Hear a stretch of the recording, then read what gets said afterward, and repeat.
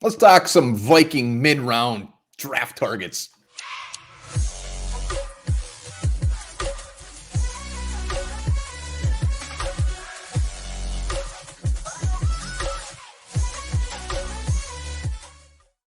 All right, welcome back to the Onebar and Lupagus show. I am Onebar with Lupagus, and we got to start getting some of these mid-round guys on our radar, so we're prepared. Hell yeah, it's time. This draft's only 25 days away. Cannot wait. And it's a radar. Haven't you ever heard of damn radar? Radar's more of a... Have you ever seen The Hunt for Red October? That's exactly what their radar sounded like.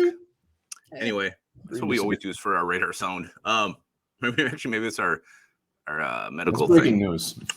Anyway, let's talk about some mid-round guys. Before we do, hop on to the channel, subscribe if you have not yet done that. We are closing in on 7,000, so hashtag 7,000 for another giveaway when we hit that, hopefully in the next 25 days. We're going to do it. It's going to happen. We're only about 250 away, but let's talk about some mid-rounders. Lupagus and I have not discussed who our mid-rounders are, so if we double up, it's a damn draft miracle.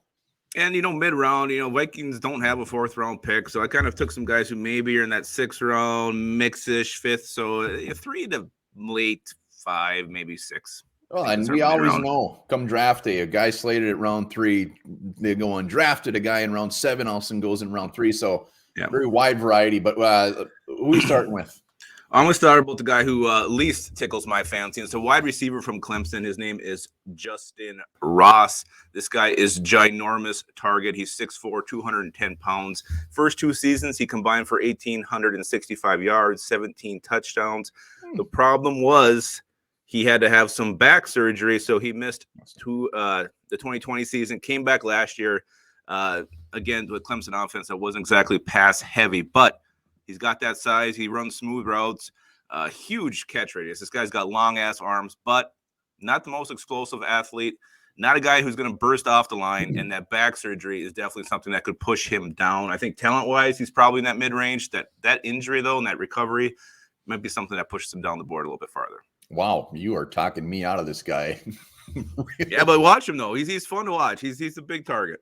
I like it. We need a big target. I like that big old frame. I'm going with a cornerback from Mississippi State, Martin Emerson. Martin Emerson, 6'2", 200. Obviously, what sticks out is his beautiful, beautiful size, his ability to absolutely smother receivers. He doesn't even let them get into their route. He is all over them. Outside corner, also very smart and very vocal, which I love. And we need cornerbacks, and we need it with size.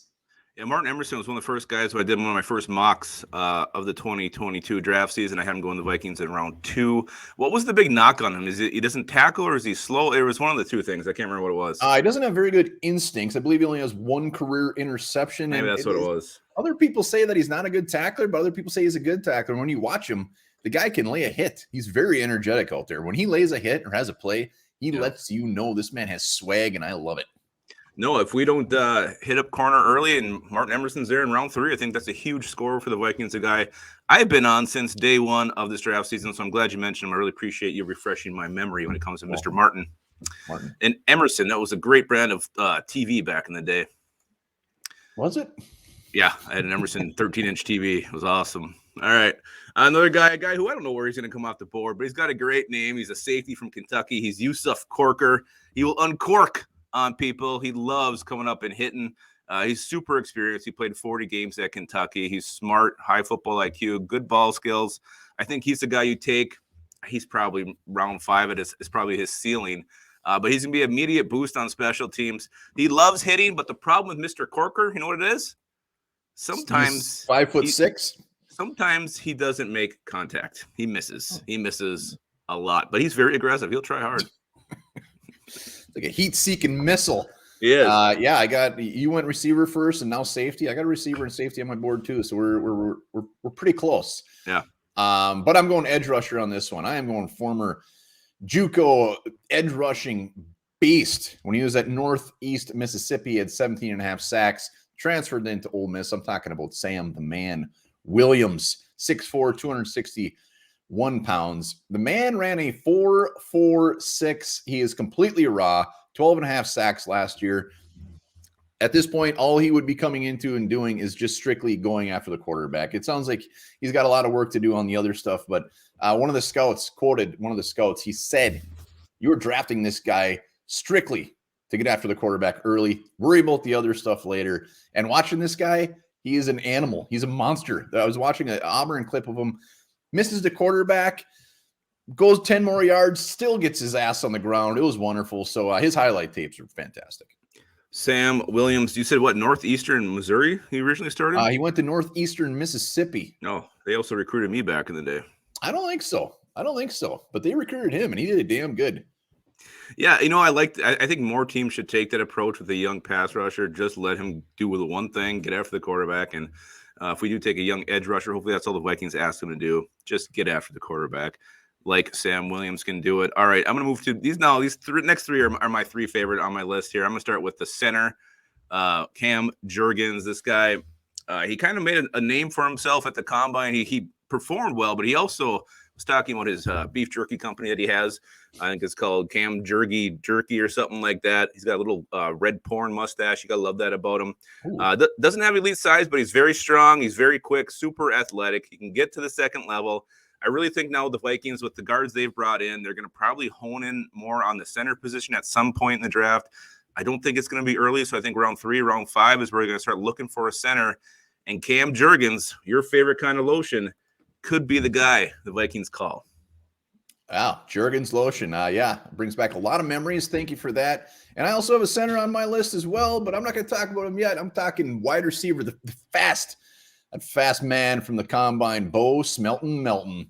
Wide receiver, Rutgers. A lot of people have probably heard of Bo Melton, but he's not just fast. I mean, the guy can make plays. He's captain for a few years. We need depth at receiver. I'm sticking to my guns on that one. And he's just a guy that they just try to manufacture touches for, because when he has the ball in his hands, things happen. Shifty, playmaker, can do special teams, and he's small, like I said, but when you go watch him, he makes tough catches. He's got good hands, and he can take a hit. So I think Bo Melton would be a guy that could come in and kind of round out the end of the depth chart and be a guy that maybe you just try to get the ball once or twice on offensive game and make things happen.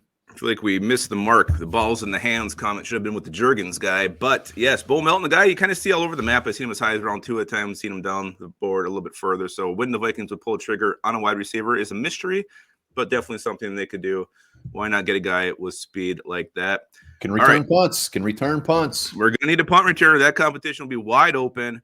All right, now my final two guys. I'm going to start with the big tight end from Iowa State, Charlie Kolar, 6'6.5". This guy is just ginormous. He's like 240 pounds. He's got some of the softest mitts you'll ever see in a man that big. Ooh. Production in college, 168 receptions, 2,181 yards, 23 touchdowns. He's not the world's greatest blocker, but I don't give a shit. You put him in here as a receiving option, as a tight end opposite Irv Smith Jr., and as a high-end backup to Irv Smith Jr., a guy who cannot stay healthy. This guy's got a very, very high ceiling. You know how high his ceiling is? You know what one scout said about Charlie Kolar? He's the next Johnny Munt? You're close. He could become another Mark Andrews. That is how good Charlie Kolar can be. And a guy, I think maybe you start thinking about him in round 3. Wow. All right. I'm going safety, Vernon McKinley. And the reason I love this guy is he's a ball hawk. That's pretty much it. I mean, the guy, he's around every play. The guy, when you go watch his film, every time an interception is the most weirdest place ever, and he is always there. He is always ready to make the play, recover a fumble. And I love him. He's 5'11", 195. Yeah, I wish he was a little bit bigger. That is definitely his knock, is his size. But he makes plays, high energy, and he's kind of like Emerson. Makes a play, lets you know about it. He's got swag. You said his first name was Vernon? Vernon McKinley, safety, Oregon. A friend of mine once had a night with the Vernon, and she wanted him to go harder, and he said he couldn't go any harder. Well, sounds like they're out for a nice run. All right, the next guy is probably, I can't get my hat straight, my favorite guy on this list, my cornerback from Fayetteville State, another small school guy. It's Josh Williams. This dude, 6'3", 195 pounds. I think he ran like a 4.5, low 4.5, 40. Great instincts, knows how to use that length. He can go up, get those jump balls. Solid tackler, great footwork. He's just smooth. I mean, there's only one real knock. He can do everything you ask for at the cornerback position. It's just the lack of high-end competition he faced in college. I don't know if Fayetteville State has a division. Hell yeah. But we've seen these guys come from small school programs who do just well. Josh Williams, a guy who I think is starting to get some buzz about him. He just had his pro day. That went very, very well. So a guy whose stock is shooting upwards. And as somebody I think may come off the board sometime on day 2. Josh Williams, get to know him. He can be that damn good. There's nothing better than a small schooler. Love small schoolers. Love guys who come from JUCO. Love it. And my last guy is a small schooler, and there's no way in hell I wasn't going to have him on this list. That's Cole Strange. I don't even need to talk about why he's so great. We all know why he's great. Go watch his interview. And hey, he's looked at as a center in the NFL. We need a center. There's no doubt about it. He's going to be interesting to see where this guy comes off the board. I've seen him all over the place. 6'5", 307. And you know who his NFL comparison is? Guy knew, I think I saw it, but I don't remember. J.C. Treader. Why do you need to go sign J.C. Treader when you can have him in this draft? The dude plays mean. We know he dominated the Senior Bowl. He dominated the Combine, lit it up, 5-year starter, road grader, and the Vikings' future center.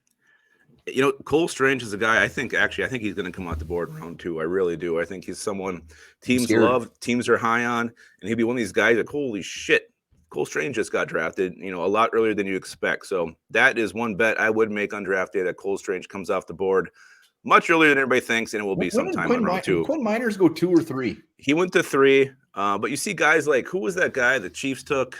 He ended up being a really damn good center. Can't remember his name. He's still in the league, but he went in round 2, and no one was really ready for that to happen. Austin Corbett goes at the top of the second round a couple years ago. So these centers, these interior linemen, kind of become, I think after the draft settles down the first day, they look at what do we really need? Who's solid? Who's going to help us out on the O-line? We need for some of the centers. They do, and I think Strange is going to be that guy this year. I just have a feeling. I hope, I love Cole Strange. I hope he goes as early as possible, but I really want the Vikings to get him so bad. I do too, and I think it's going to have to be a pick 46 if they do. All right, that's it. Those are our 10. We didn't have any duplicates, which is fantastic. Let us know in the comments below your mid-round guys that you definitely want the Vikings to be sniffing around. Smells so good. Remember this, guys. Next time you can't sleep, remember this. Masturbation can help aid insomnia.